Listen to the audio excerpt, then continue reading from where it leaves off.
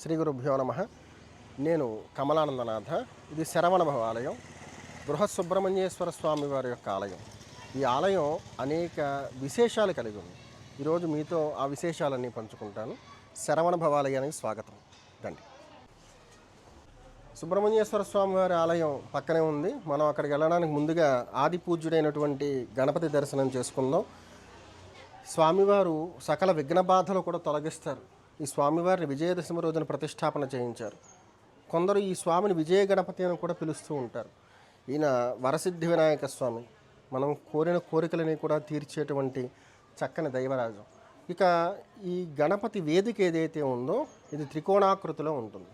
దీని గురించి ఎందుకు చెప్తున్నానంటే, వ్యాపక మండలం అనేది శాస్త్రంలో చాలా ముఖ్యమైనటువంటిది.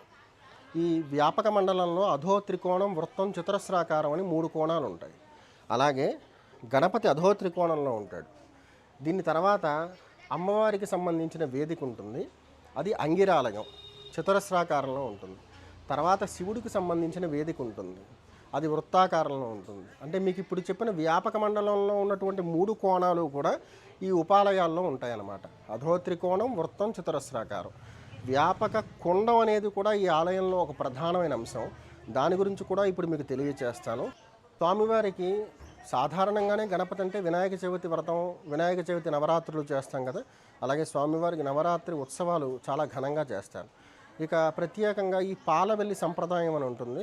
పాలవెల్లి కట్టి 9 రోజులు కూడా స్వామివారికి దూర్వార్చన చేస్తారు. అది అసంఖ్యాకమైనటువంటి దూర్వార్చన, అంటే చాలా ఎక్కువ దూర్వాలతో పూజ చేస్తారు. ప్రత్యేకంగా స్వామివారికి ప్రతి నెలా కూడా సంకటహర చవితి రోజున సూర్యాస్తమన సమయంలో అభిషేకం చేయించి అర్చనాదులన్నీ కూడా చేస్తారు. ఆ రోజున కూడా దూర్వార్చన చేస్తారు. ప్రతిరోజు ఈ ఆలయంలో ఉండేటువంటి ప్రతి స్వామివారిని, అమ్మవార్లని శుభ్రపరిచి వాటికి స్నానం చేయించి ప్రతిరోజు శాస్త్రోక్తంగా, అంటే ఆగమంలో ఏదైతే రోజువారీ పూజా కైంకర్యాలు చెప్తారో అవన్నీ కూడా నిర్వర్తింపజేస్తారు. గణపతి స్వామివారికి బుధవారం అంటే చాలా ప్రీతిపాత్రం.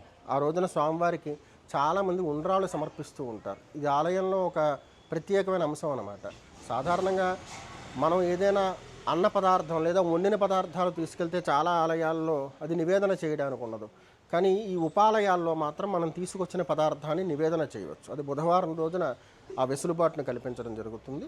సంకటహర చవితి వ్రతం చాలా చక్కగా జరుగుతుంది. ఈ గణపతి అనుగ్రహంతో మీరందరూ కూడా చక్కగా ఉండాలని కోరుకుంటున్నాను. ఇప్పుడు ప్రధానంగా ఈ ఆలయంలో అమ్మవారు ఆవిడ ఎలా ఆవిర్భవించింది, ఇక్కడికి ఎలా వచ్చిందనే విశేషాలు అంగిరాలయం గురించి చెప్పినప్పుడు మీకు తెలియజేస్తాను.